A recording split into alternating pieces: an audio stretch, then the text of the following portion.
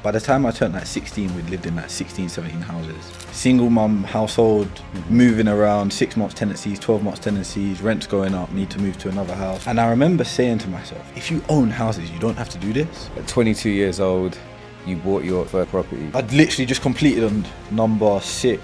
333,000 followers on Instagram.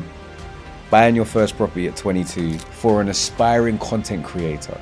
What are the steps of turning an idea into actually something that generates revenue? These are the secrets I'm going to give you. $333,000 followers on Instagram, buying your first property at 22, technically with no money, whilst also training and then qualifying as a QS. It's a lot of stuff you're doing at once, sir. It is. You're a very busy man. I think a lot of the things I've seen you do in property as founder of UK Estates, built out your own portfolio at a very young age, you're now 25. Have been fantastic. And I remember when I first met you, you weren't even in the shape you're in now, to be fair. You were quite a soft man, I think is the polite way of putting it. But I've definitely seen the growth. So we are back for another episode of the PBK podcast. If you haven't already, make sure you lock in because I know this is going to be a good episode. This is a man sitting to the side of me that has done some amazing things in the property space, but not always in the most conventional manner. So starting point, I'm going to allow you to introduce yourself. And the reason I say that is because I want you to now define who you think you are in this space. Wow, that's a big question to start things off. Diante Baffour. So start with a name, keep it simple. Yeah. I went into property quite conventionally. So I went in down the sort of route of getting work experience, getting an apprenticeship, and then off the back of that, going to uni and everything like that.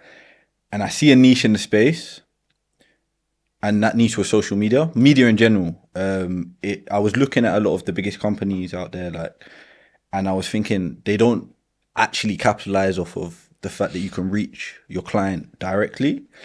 And you can have direct to consumer access. And because of that, I kind of pivoted whilst I was in uni, studying as a quantity surveyor.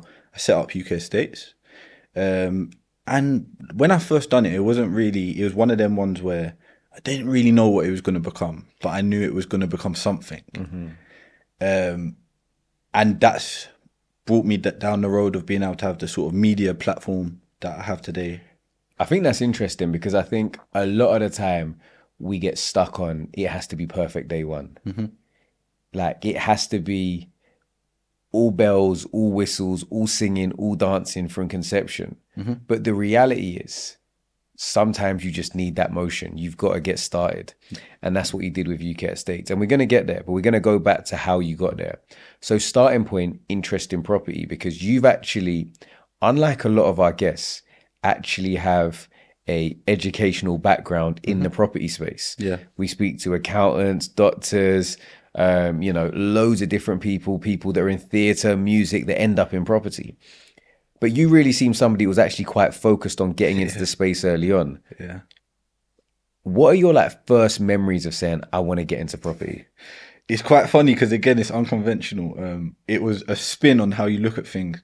When I was young, by the time I turned 16, we'd lived in 16, 17 houses.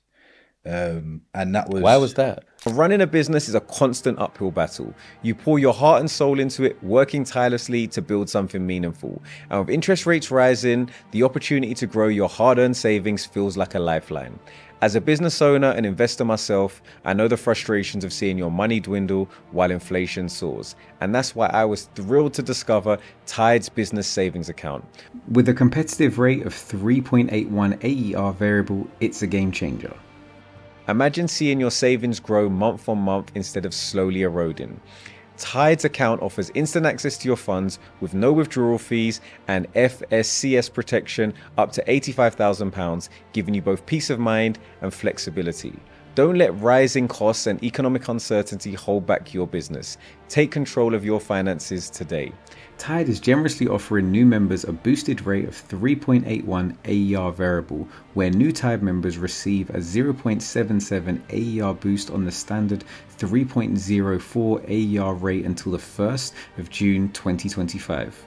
after which the rate goes back to 3.29 AER with no interest on balances above £75,000.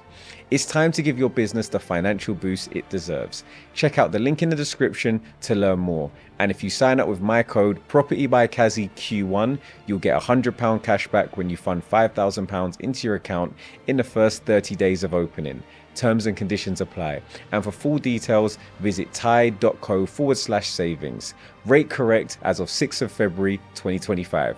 Now back to the video. That was literally single mum household, moving around, 6 months tenancies, 12 months tenancies, rent's going up, need to move to another house, blah, blah, blah.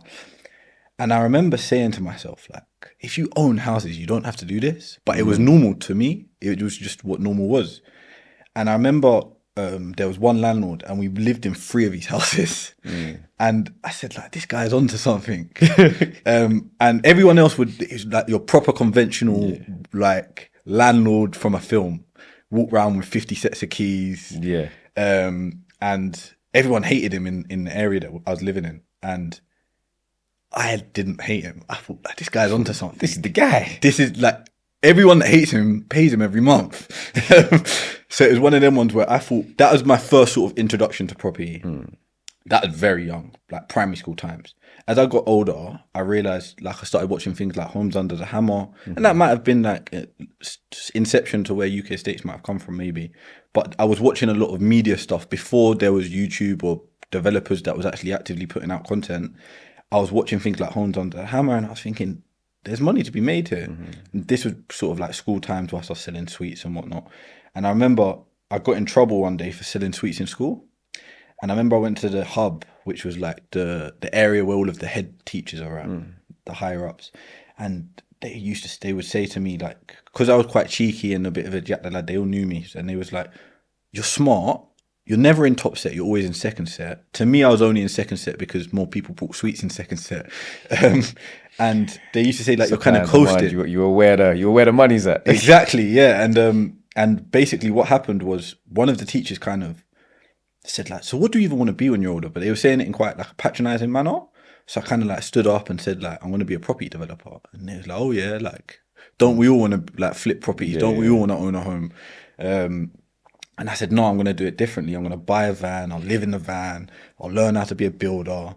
I'll learn how to be a plumber, and then I'll save up enough money from living in the van to buy the first house, and then and because I had that plan, I was probably about 14. It didn't really go that way, but listen, I think we've all had. I remember me and my mate James had a plan to move out of our paper round money. Like in our head, like the paper round was enough. But I think it's the idea and ideology of I can do something different and I can make a change. Yeah. And I think touching on that, coming up with like a single parent household, when I talk to a lot of people about what was their drivers in property, you get people that are one side of the spectrum that were like, well, my dad taught me from an early age, my mom, my auntie, these people own property. So I said, I want that to be me. But I think it's really interesting that drivers and motivation can come from the good and the bad. They can come from struggle as well. That you said, actually, I want to move my dynamic. I don't want to have to move anymore. I want to sit on the other side of the table in that we own the home and are being paid the rent rather than paying the rent, and to being the person that can dictate the terms. 100%. I think one of the things that happened after that period. 100% is one. Wow. That's a good. No, 100% is one. That's very right. One of the things that happened during that period was I got offered a work experience, and that work experience was with a main contractor. And that's when I sort of found myself falling into going down the professional route. With the main contractor, they offered me an apprenticeship. I saved them quite a substantial amount of money on the work experience, and I kind of made sure that I was remembered during that 2-week work experience. The director called me up, offered me an apprenticeship, and off the back of the apprenticeship, I was able to start obviously everything that's happened since then.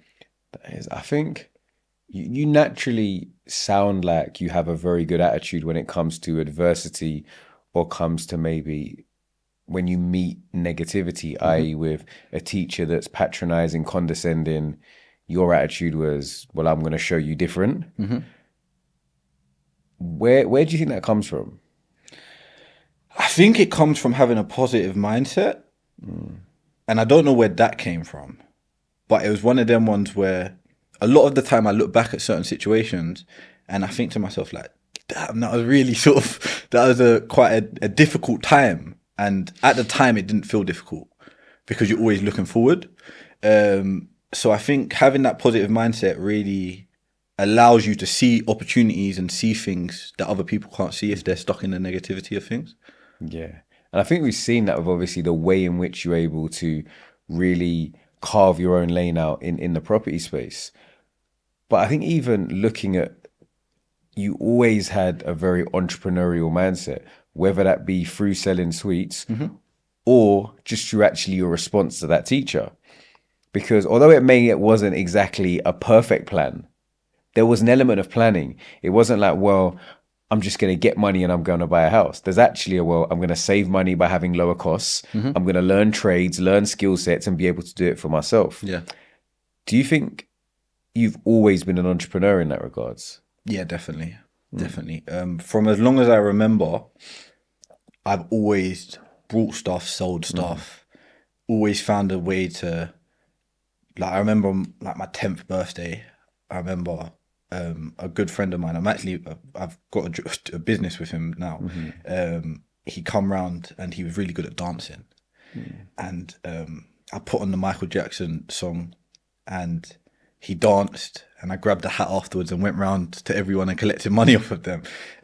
So I've always had it in my head that there's money to be made, sort of thing. That if I can entertain people, I can excite people, or I can inspire people. There's a check to be gotten off the back end of it. It's really good. So obviously you've then said, look, you've gone through the education you found with the opportunity of work. You've now got more interested in property. Talk to me about the QS side of things, because I don't think, as much as you might have watched Homes Under the Hammer, I don't think a lot of us grew up saying, I'm going to be a QS. So where did actually that saying, okay, that's what I'm going to do next? Where did that come from? So when I went for the apprenticeship was just in construction technician. So it was quite a broad, you could go into architecture, you could go into quantity surveying, project management, building surveying. It was quite a broad sort of spectrum of things. And the reason why I chose quantity surveying is because the company that I was working for was quite a small company. There's only about 10 people when I started with them that I was working full time. And I remember saying to the director, it's a father-son business. I remember saying to the director, who are you in need of the most? What profession? And he said, a quantity surveyor. I said, cool, that's what I'll do. And I went down the route of being a quantity surveyor. And I kind of knew as well that quantity surveyors was most high demand in the industry at the time. So off the back of that, when I got to choose which route I'd go, it was the quantity surveying route. And because it was such a small business, they worked us a lot. So we was, and I would say I probably lost somewhat of my entrepreneurial spirit whilst I was working there. I was working there for 5 years.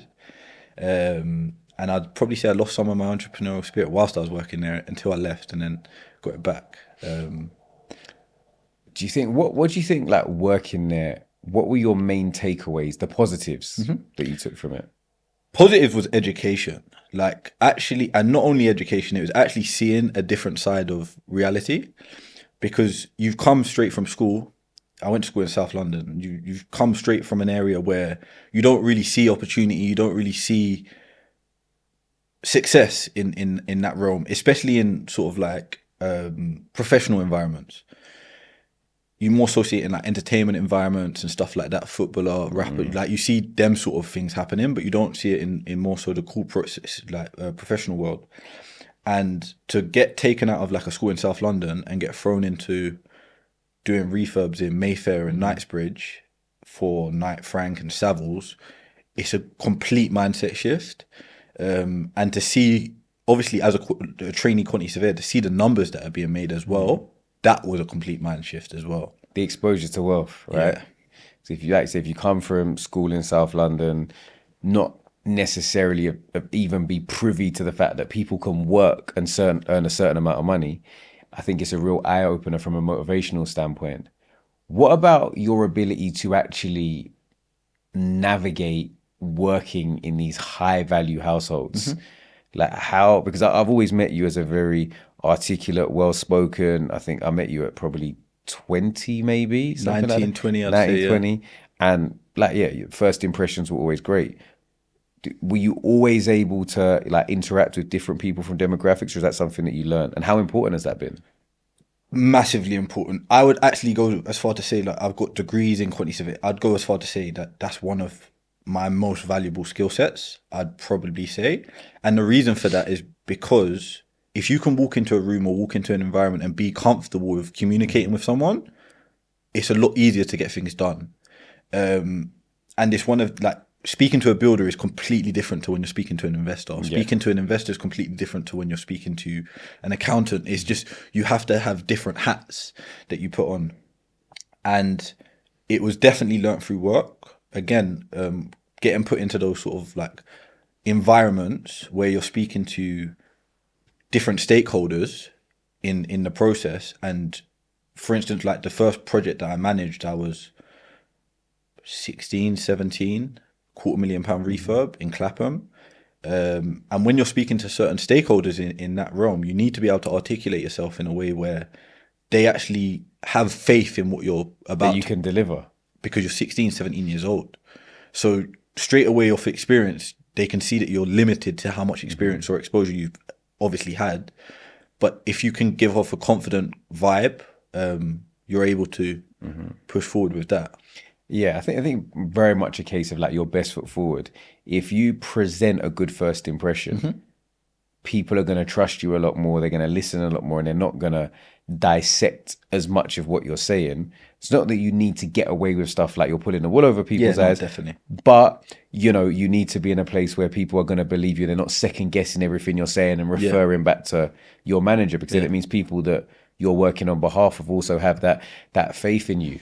I think, look, speaking to people recently, and we've spoken to Safe in construction, we've spoken to Michael, who's in blockchain and crypto, and it is interesting that out of our last 5 guests, all of them, whilst they probably don't use their degree on a day-to-day now, all still learn really valuable skill sets from actually going through the process of university, but also employment, which is really interesting because on social media, you see a lot of bashing of, university's a waste of time, 9 to 5s are rubbish.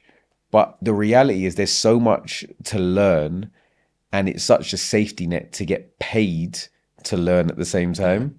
Yeah, the getting paid to learn is like it's one of them things that is so underrated. Yeah, especially in the social media sort of space. Like you see people say, like you said, all of those things, but actually getting paid to learn a skill set and the training that gets put behind you as well. If your employer likes you and your employer wants you to move forward, which 9 times out of 10 they do if you're employed by them, a lot of the time they're going to put a lot of training behind you, a lot of time behind you, and push for you to do well. So let's talk about UK Estates now. What year did you actually found UK Estates? 2019. 2019. So you early adopter. So you're actually you were ready for COVID. You were saying, listen, I know you lot are going to be inside. Don't worry, I've got some sauce for you. Yeah. I think the timing was really good. Yeah. With UK Estates. As you said, COVID, a lot of platforms skyrocketed on the social media sort of side of things. But when I set it up, it was more so setting it up to go down the quantity surveying route. And it was when we see the adaptation that agents were having, developers were having, and everything like that around COVID, that's when we pivoted and said, we need to push forward with this. So what is, like, when you started out UK Estates, what was it and what is it now? So UK Estates, when we started it, it was more so to get consultancy work for quantity surveying. And that was the main angle behind it. As we pivoted, it was to help estate agents, property developers, architects, property professionals to get seen in the light of things, because social media is a very crowded space now. And now I'd say, like, in 2025, what UK Estates is a media hub. So we can supply entertainment, engage in education, and keep the industry updated and informed with things that are going on, but in an unconventional way. Because a lot of people are on their social media and they might not necessarily be seeing that the base rates dropped. And if we're able to provide that on a real-time basis, then it makes us a valuable company. Yeah. Like, when did you realize it was a big thing? Like, it was actually a big deal. Like, it wasn't just, mate says, oh yeah, you got a little Instagram business. Like, when did you realize actually, nah, I'm kind of a thing? The first time I realized it's a big deal was quite early on, and it was when we made our first figure invoice. Because when I was working, I was an apprentice, and then I was an assistant quantity surveyor to a quantity surveyor. But that first 5-figure invoice we were sending out, it was like, wow, that don't make sense. Yeah. Like, for the amount of work that we put in, but then I realized it's value. Yeah. Like, we can provide value leveraged. So even though something might be quite simple for us to do, a lot of other people can't achieve it because they don't have the reach that we have. And that's when I realized it was quite a big thing. Did it take you a while to really realize and understand your own value in terms of what you could deliver? Yeah, it took a long while. And I'd say that delayed gratification was like a really big example, because when we were starting out, there was a few other, there was a lot more noise, I'd say, in the scene in terms of sort of taking that domination, like, to being one of the larger ones, sort of like media platforms in the property space, and a lot of them fell off 3 months, 6 months. We just bought one 2 weeks ago. We just bought one of our competitors 2 weeks ago, and it just goes to show that delayed gratification, if you don't have it, it can really make things hard in terms of actually getting that. Yeah. I mean, like, people don't really, I guess, grasp, because it all just sounds like numbers and just sounds like vanity metrics. But we see you have now 330,000 plus, followers on Instagram, which effectively equates to 5 Wembley stadiums almost. Yeah. It's a lot of people. It's a lot of eyes. Like, when you even just look at what does 10,000 people look like, but you're reaching millions of people, in excess of in a monthly basis. I guess, how do you convert all of, because a lot of people now spend so much time, and I do talks in schools where when I ask people what they like to do, they like TikTok, they like entertainment, they like streaming. But talk to me about, for an aspiring content creator, what are the steps of turning an idea into actually something that generates revenue? These are the secrets I'm going to give you. Yeah. So we've got secrets. Yeah. Number one, I'd say, is stay consistent. Above all else, is stay consistent. Number two is to create content that actually is wanted by your viewers. So you have to, you don't create content that you want to create. You create content that your viewers want to see. And the way you do that is by looking at what the marketplace is creating, seeing what's performing the best, and then repurposing or recreating in your own way. And then number three, I'd say, is to have fun doing it. Because if you're not having fun doing it, people can mad tell. Yeah. Like, I can tell. I'm not going to name it, but you see, sometimes when I see people's content, I say, you don't want to be here. Yeah. You're tired. Or you're tired. You've been doing this for a long time. Yeah. So I think it is. You have to enjoy what you're doing. Definitely. I think to an extent you have to enjoy what you're doing, because at the end of the day, we all do things we don't want to do. And as being business people, every now and again we do things that we don't want to do, and we'd rather just not do it. But at the end of the day, it's if around what you're doing is always wanting to move forward with what you're doing, then yeah, definitely. I think it's something. I think something that's very commendable is you didn't get laser focused, because somebody could see the growth in their platform and say, right, I'm dropping out of uni. I'm, like you said, I'm big time now. No delayed gratification. I've got 100K on Instagram. I'm an influencer. But obviously you stayed focused at uni, you graduated, and you continued working as a QS. You also built the brand, but simultaneously while doing that, you also at 22 bought your first property. Yeah. Talk to me about that purchase. So I didn't intentionally actually go in to buy it. So one of the angles that I see an opportunity for UK estates to thrive in was assisted sales. And essentially, and for those that are not familiar, just let them know. Let so people know what it is. What an assisted sale is where you come along to a vendor or a homeowner, and you present a way where they can sell their property in maybe an unconventional manner or maybe a conventional manner, but you're solving a problem at the same time. So for instance, like if there's a property that's on the market that isn't selling for whatever reason, if you come along and you can fix that problem, you can sometimes get an uplift in the property's value and then sell it together. And whatever split you decide to do with the owner is obviously what you take away from that. I see an opportunity to do that with UK estates because we had such a large reach, and because we was building out our investor side of things, we could essentially go and find rundown houses, potentially bring them up in terms of their mortgageability, make them habitable, and then sell them on a buy-to-let basis to our investors. And in the process of doing that, obviously take our fee in the middle. And this was a property that they reached out to us directly via UK Estates, and they said it was a daughter, and she said, my mum is basically in the process of inheriting a property. The estate agents have valued it at about £120,000, but it's in a really bad state. When we went there, it was quite a bad state, and essentially I said to the grant of probate, I said, why don't you just do the work yourself? Like, selling it at such a discount, you're going to lose money here. And she said, yeah, but like, I just don't have the money to do the work. So that's when I presented her the option for us to fund it. We funded it. It was about £12,000 worth of work. 10,000, 12 with a contingency, to be honest. Which, in the grand scheme of things, if you would have paid stamp duty, finance costs through purchasing it, you would have paid, a lot more on that on top of it. Than that alone. And it got revalued at 200. Off the back of that, we had an agreement with the vendor that whatever it gets valued at above the 120, we recoup our £10,000 and we split the remaining 50-50. So after we recoup our £10,000 and we get our remaining 50-50, it acted as near enough the deposit. So we used it as the deposit for the purchase of that property. So effectively you acquired your first home, a £200,000 home, with realistically a buy-to-let mortgage, which typically would have needed a £50,000 deposit for approximately £10,000 plus some obviously purchasing costs. And which, it just goes to show that in this game, it's not always, when people look at it and they say, but London's so expensive, or that it's impossible to buy a property now. It's not always like that. It is hard. Let's not don't be silly. It is difficult, but there's always a ways to do things. There's always going to be things that were harder before and easier now, and vice versa.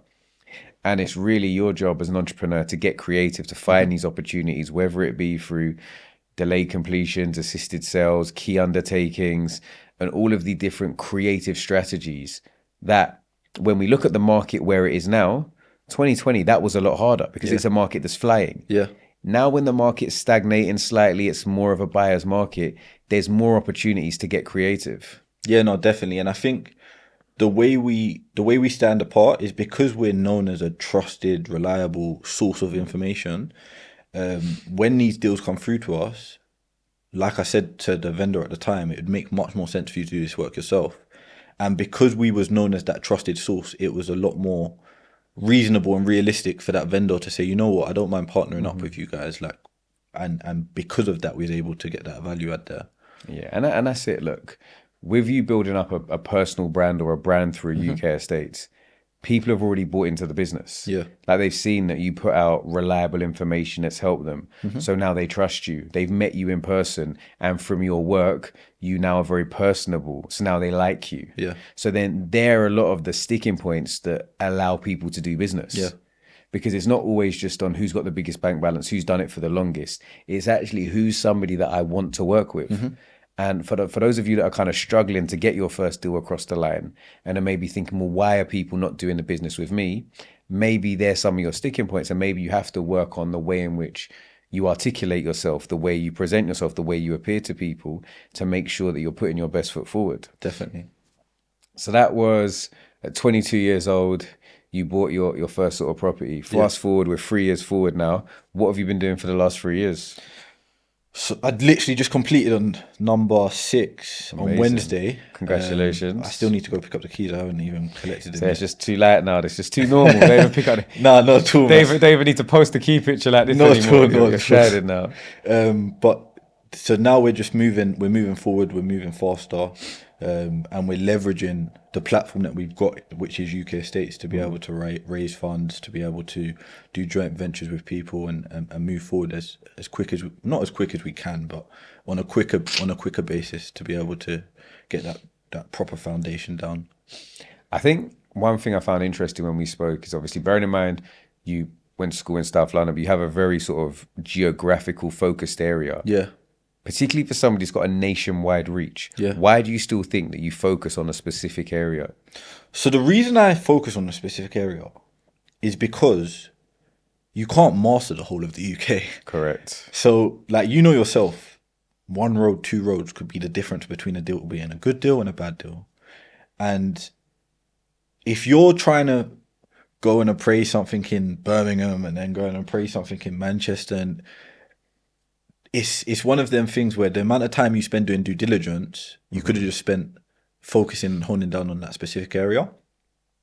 And not only that, I personally believe, it'd be good to get your opinions on this, but in terms of a portfolio, in my personal opinion, it's better to have a portfolio in one area because you can leverage everyone, all of your power team in that one area, rather than having your power team across different areas, and next thing you know, you've got 5 different power teams across 5 different areas. Yeah, no, look, I agree. I think from a starting point, if you know your area, you say, do you know the right roads, the wrong roads, the right catchment area, the road that looks good but really is a cut through, the one that backs onto the estate that you don't really realize, but the people that are locally know. So I think that's great.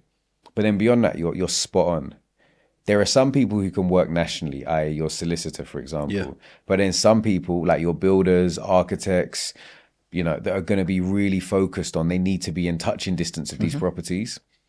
But I think more so, even from a long-term planning perspective, like if maybe you're going to want to dispose of the assets later down the line, a portfolio that's in close geographical proximity of, like, if you get to a point where, you're at 50 units and they're all in they're going to be a lot more desirable to an end buyer as well. So I think thinking about it in terms of driving efficiencies in the short term, but also desirability on exit. I'm a massive advocate for sort of focusing on a specific niche, whether that be an area, whether that be in the type of deals that you're doing. But I think there's a focus on specialization and really being great at one thing. Then rather than diversifying on a larger scheme. So in terms of, obviously that first one it was going to be an assisted sale that then turned into a purchase. What's been your strategy since then? Have you continued with that sort of model? Have you been buying more sort of, more outright? Like what's your strategy been like? So we've got a couple that we own on incumbent. The reason for that is because it acts as a great leveraging tool. A couple non-standard constructions where we've been able to get them at really, really good prices, and the yields on them are amazing. And we can use it as a great leveraging tool as well if we ever want to leverage it for another deal. The most recent one that we brought was a 3-bed. We're turning it into a 4-bed, semi-detached. It's got a garage on the side. We might be able to get planning to go up on the side and do a double-story side extension, but the deal stacks without that anyway. So it's quite a strategic sort of implementation of what we're looking at and what we're doing right now. And when you say, because I use this, and I don't know if you're saying it as the royal we or we, but you currently have a business partner, or is it yourself in isolation? So in terms of UK Estates, sole director, sole shareholder of UK Estates itself, but obviously I refer to we as the team. Okay. So I just refer to we as the royal we sometimes because I like it. And it's funny because when I first started, I always referred to UK Estates as we. Even when it was just me. Hey, listen, I have to come clean now. I think I don't know if I've actually told this story, but I had a rent-to-rent business, and it was like quite a decent size. We had about 50 units, just like sort of almost 300 rooms under management, probably about 280, and I had 2 other partners. So it actually made sense that we referred to it as we. But obviously, I'm dealing with the agents, I'm dealing with the landlords, and I'm dealing with the tenants. When it came to the tenants, like my email signature was portfolio manager. So I'd manage the portfolio. But to them, I'm just a worker for the company. Of course, So when they're like complaining about something, this happened and my door's creaking, I'll be like, listen, Tia, I'm going to obviously speak to management. I'm emailing myself in terms of management because if you speak to British Gas over the phone, you're like, look, I'm going to have to escalate. You kind of accept that. Whereas if I speak to Diante from UK Estates, I'm like, no, answer the question. It's you. So I think creating that separation of, okay, like I'm just let me act as in this hat, like you said, on this day, and this hat on another day. Gives you a little bit of breathing room. Listen, I remember when we just started and I was 19 years old, and I remember we had someone come on a Zoom, and they said, "I want to know what your director thinks about that." I said, "No worries, I'll find out and let you know." yeah. All right, listen, the amount of times like I want to speak to your manager, I'm going to refer, and it's like just me and my, again, so who was a bit older than you at the time, but my business partner's being like, "Don't worry, I'm gonna get like Vincent to give you a shout." Like, you know, the director, and it's like we're all the director on different days. It's funny because even down to sort of like going and doing viewings or appraisals early on, sometimes I take a builder with me, and I'd get to the front door of and I'd be like, "Oh, by the way, you're my business partner for this one." It was because I was sort of like 19 at the time, and at the time I knew that the age barrier was quite a big thing. So when I'm with a 50-year-old builder, he is essentially my business partner, but it acts as a storyboard teller. Interesting. As obviously somebody who's young, coming from an ethnic minority as well, do you think you're able to tell which one has created more adversity for you in the business space? I personally believe my age. Yeah. Personally. But I'm a very big advocate of like anyone can make it from anywhere. So it might be my belief that anyone can make it from anywhere that's making me think that it's my age more so. But I think because I'm quite an extreme scenario of that, I was in professional environments at 15, 16 years old, the age played a massive factor. Yeah. And I guess it's always how much of a minority are you? Yeah. And when you're talking about dealing with homes worth 7 figures, being a 19-year-old, you're probably more of an age-based minority than you are ethnicity-based minority in that space. Yeah, I remember we done on Kingston Hill 5 townhouses. We was refurbing them, and the client side. So we was acting as the main contractor. The consultants on the client side was CBRE, and it was one of the directors from CBRE that was overseeing this project. And it was almost like, what's this 19-year-old doing running this project? Like my name was project manager on the stakeholders board, and it was almost like, it was funny because CBRE are big advocates of pushing the younger field up. Yeah. So my director come back and said like, we're pushing a young guy up. Like, isn't that what you stand for? Yeah, exactly. Don't you have that on your like company director on the website? Yeah. Yeah, that's interesting. That's true. Because it is like thinking about it on the other side. Like, I have to admit that I've probably been guilty of like walking into a estate agent and being like, all these young kids that want to sell my house. Yeah. But again, it's attitude. Yeah, of course. Because I'm seeing them having a jolly up, like vaping in the office when their manager's out. Yeah. And I'm saying, this guy's not selling my house. Of course. But I think it's got to be attitude led. It's not the individual, it's the behavioral patterns. Yeah.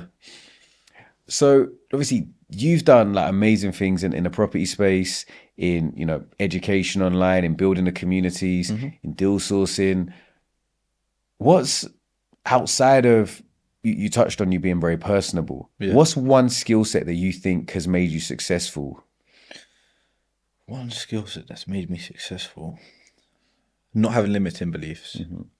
And I don't know if that's more so a skill set or if it's actual... Yeah, no, I think it's mindset. It's mindset led, isn't it? It's something that allows you to do what you do. But in saying that, I also do somewhat have limiting beliefs, because if someone sends me a deal that's for a 30-unit scheme in London, I probably won't look at it. Yeah. But it's like, why aren't you looking at it? Yeah. If you feel like you can do it and you've had previous experience in doing it, there's that same barrier of limiting beliefs. Yeah. And I think that's where constantly learning becomes really important, and constantly surrounding yourself by people that are doing it. We both know people like who's a good, like Anthony Laville, for example, is a great example, doing schemes worth £200 million, very similar age to myself, I believe even slightly younger.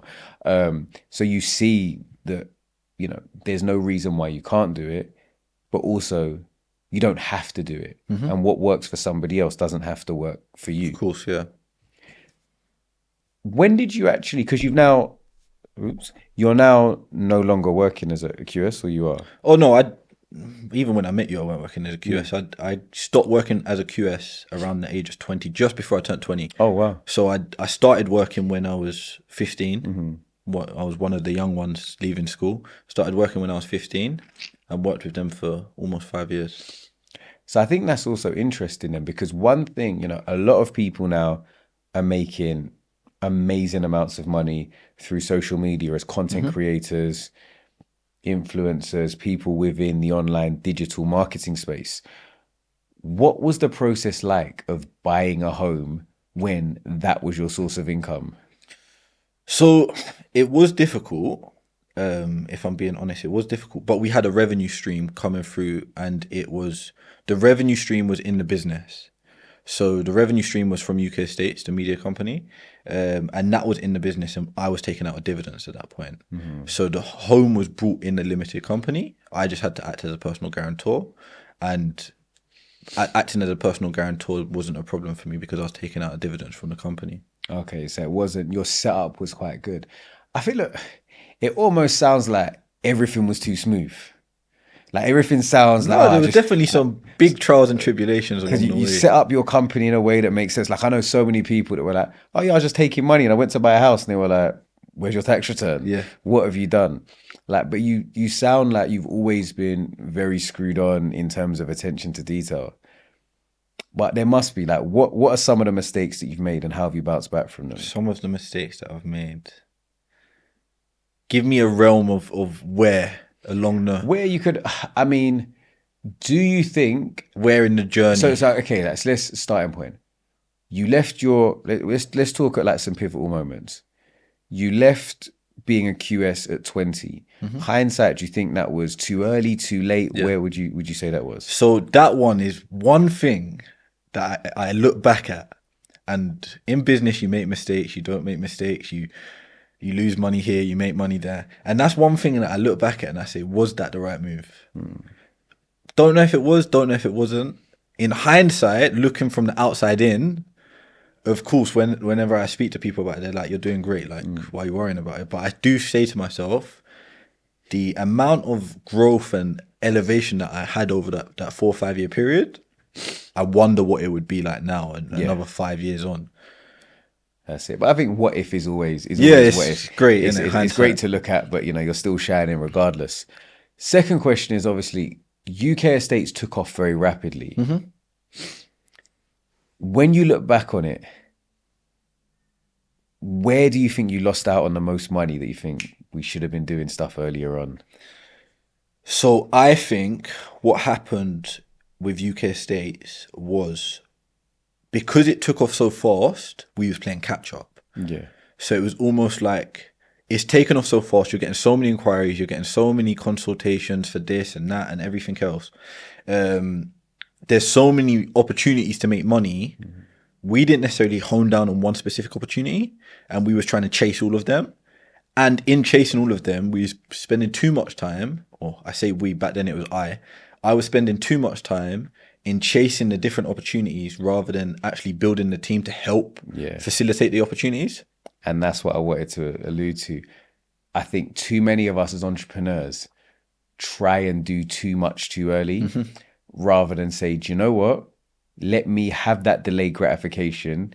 Let me hire in, because I may not see money now for 6 months because I've got to pay your wages. I've got to pay you as a consultant and you as like a salesperson on an ad hoc basis. Yeah. But having all those great people in place means that 6 months down the line, your cash flow skyrocketed because you've got the strength of the team. And I think if you do have a business that is growing, don't be afraid, if you can, obviously personal circumstance led, to just hire earlier on to give you that support needed. Yeah, that is one thing that I would say. It was almost like a elastic band kind of theorem. Yeah. In that we was pulling the elastic band as far as it went, and it didn't snap, but it can't pull any further. He was there, like he was at the limits of you needed another link to be like, okay, exactly. Now we're here. And I think too many people do that. They expand to the point that they almost break and risk actually breaking rather than saying, let's just get another link in. Yeah. Let's make us a little bit more flexible, a little bit more agile. Final question before I let you shoot. What going forward does success look like for you in this property game? Wow. I think going forward, success fundamentally is freedom. Yeah. So being free from being able to do things, choosing when and where and what, is success, I think. Do you have a number that you think would give you that freedom? I think a comfortable number for near enough anyone is 10 million. Because that puts you at a point where even if you was making 10% of your money a year, you're living a very comfortable life. Even at 5%, you're living a very comfortable life, to be fair. Yeah. And we know from property, we can get those 5% yields. Hit up Exactly. UK Estate for them turnkey buy-to-lets. Exactly. They'll make sure that you're living right. Turnkey, 5% at a minimum. Go outside of London, you might even be pushing double digits. Look, I really appreciate having you on. If people want to connect with you, how can they get in touch? How can they find you? UK Estates on Instagram, or personally Diante Baffour on Instagram. Amazing. Well, thank you for joining us. That has been another episode of the PBK podcast. Hopefully you're motivated. Hopefully you're recharged. Hopefully you've subscribed. And if you haven't, do it right now. I'm going to wait with a 3, 2, 1. I'm going to trust that you haven't let me down. That has been another great episode. Catch us next week. Peace.